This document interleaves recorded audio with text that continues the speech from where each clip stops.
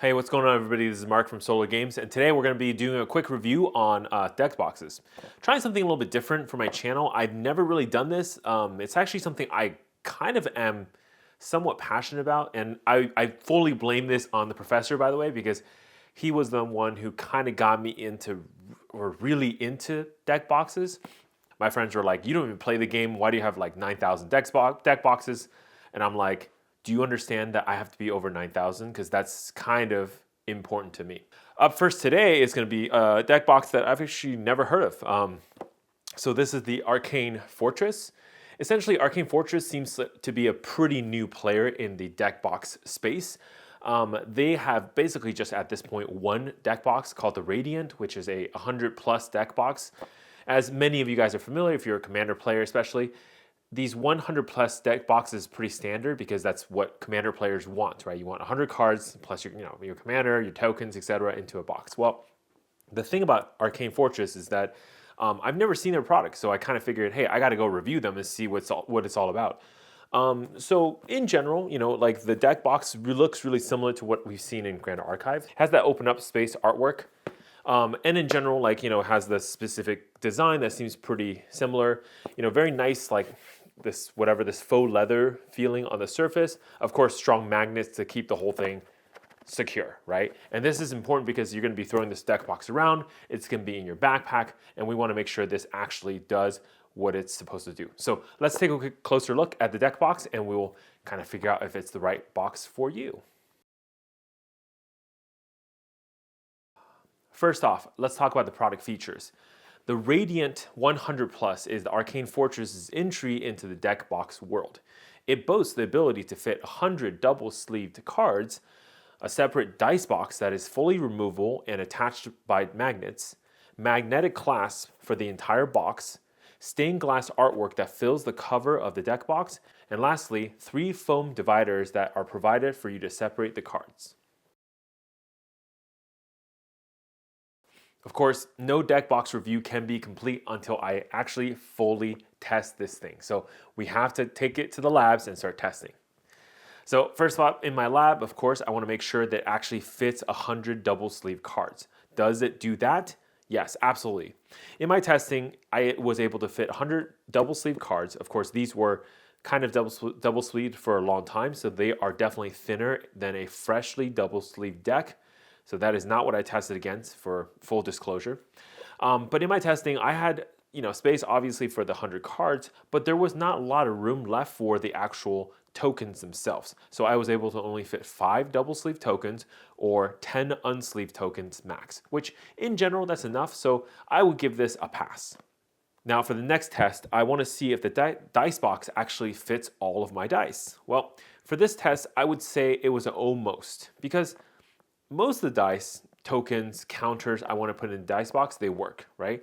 Except the big D20s, the spin down D20s that are gigantic from the bundles, will not fit. This is kind of an almost. If you just have small spin down D20s, it will totally fit. But if you're using the larger big D20s, it would not fit. What about the clasp of the deck box and the entire finish? Is it clean? In general, yes, the deck box clasps very well. In my testing, the cards were secure. I was able to shake and the cards did not fall out, so that seems pretty good. The magnets are pretty strong and they did feel like they would keep things well and closed. Do I feel like the deck box is secure enough for my backpack and just to carry around? Absolutely.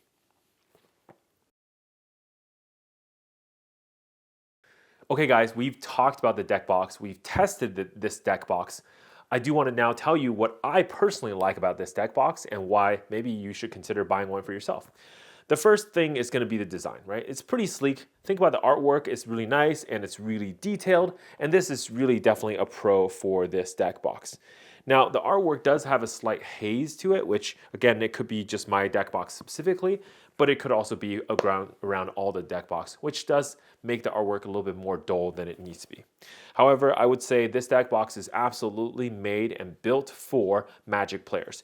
From the emblem in the front that is etched into the deck box, to the color of the deck box, to the actual artwork inside, all matching a specific color. In my test case here, I'm using, of course, the Forest deck box, that's the green one. But you can get the mountain one, you can get the swamp one, the plains one, the island one, and then of course a general Black Lotus version, right? The dice box being detachable works really well too. It's one of my second pros because you can basically securely put it inside the actual deck box while you're playing or while you're carrying around, but also be able to take it out while you're playing and actually use it. And when you're done, just slides it right back in and close the deck box. So it's really nice. I do like that feature a lot. The dividers for the deck box are actually really well done. It's very intelligent to put tabs on the dividers, and you'll notice the tabs are done left, middle, right, and they are actually good enough that even if you have cards very close to each other, you can still easily figure out which section the cards belong in. Lastly, let's talk about the size of this deck box. It's actually a really nice size. In general, it is actually not that much bigger than a boulder, and it's much smaller than a watchtower from GameGenic. So if you think about like efficiency, if you care about fitting this into any backpack, any space, this is probably as lean as you can get for a premium feeling deck box. Now let's talk about the cons. Look, there are always things that can be improved with every single deck box, and this one is no different. The first thing I want to talk about is the actual dice box. Again, the dice box being detachable is very nice, but the fact that it cannot fit D20s, the giant ones, is a problem because a lot of Commander players really like those dice, and look, it's just not going to be able to fit in there, so you're going to need extra carrying space. All right, the second thing we're going to talk about is, of course, the actual dividers. Now, while the dividers are really nice and well designed, the problem is once you fit 100 cards, double sleeved, of course, they actually just don't fit. So there is no space for the actual dividers, which makes it kind of a moot point to have the dividers in the first place. My only suspicion is that they were meant for other size playing, for example, standard, where it may be a 60 card constructed with a sideboard, or maybe you're playing non-double sleeve Commander decks, God forbid, whoever you are, you're a monster. And of course, that might be the only case when you can actually use the dividers. So there's that. Next, we're going to talk about the fold-out design. Now, personally, right, I like deck boxes that are very, very, very small. And while this deck box is small, when you fold out the entire thing, it does actually take quite a bit of space. And imagine in a tournament play where you are folding this thing out probably around the middle of your playmat, this top flap is definitely going to be going into your opponent's playmat space.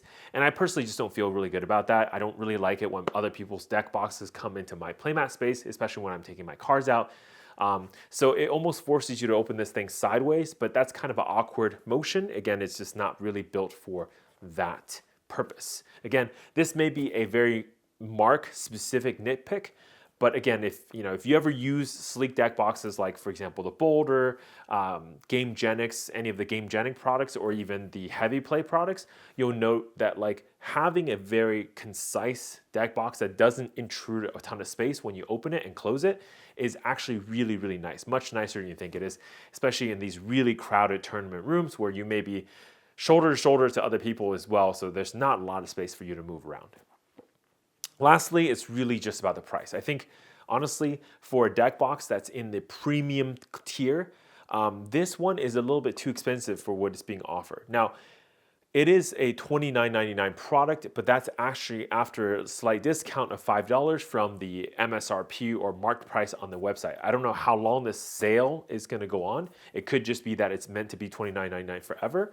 But I still personally feel like that even at the $30 price point, you're better off getting something like a GameGenic Watchtower or pretty much any other premium deck box, and I have plenty of them I love at that price range. So for me personally, this pricing is a little bit too high, again, for what you're getting as a deck box.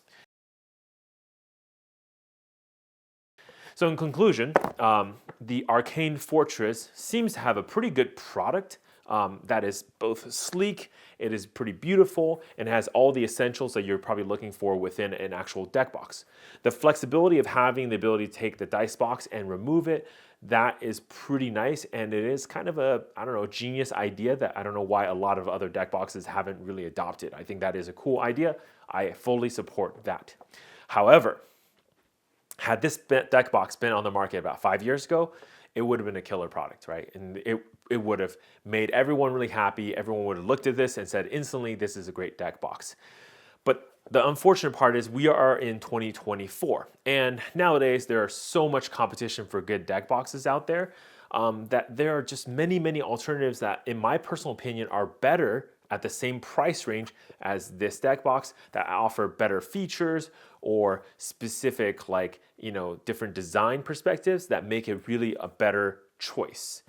Personally, like, I think this deck box has a lot of the same features as other great deck boxes, but really doesn't have any one particular feature that is amazing above the rest. So that makes me kind of like cautious about buying something like this for the same price I can get the other deck boxes. And of course, I keep harping on this point, but the price is the problem here. Given that it's priced at the same level as other similar premium deck boxes, I feel like it would really have to be at the same level or better. So at best, this is just as good as any premium deck box, and at worst, there are a lot of features that are still missing, and that's personally why I think it's quite not for me. Had this deck box been in the $10 to $20 range, I think it would be a phenomenal deck box that I could recommend all the time. But being that it is in the $30 range, I think there are other options out there. But I will say, if you're a Commander player and you like this design in general, hey, it's a deck box. It will work. It does feel sturdy. The stitched, pieces do feel like they will last a long time. So in general, it does feel like it's a pretty good product. Anyways, that's going to do it for me for today. I hope this video is helpful.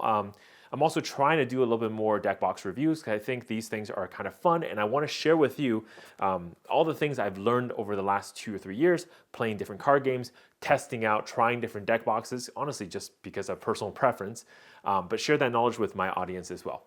That's going to do it for me for today. I'm Mark from Solar Games, and I'll see you next time. Stay classy.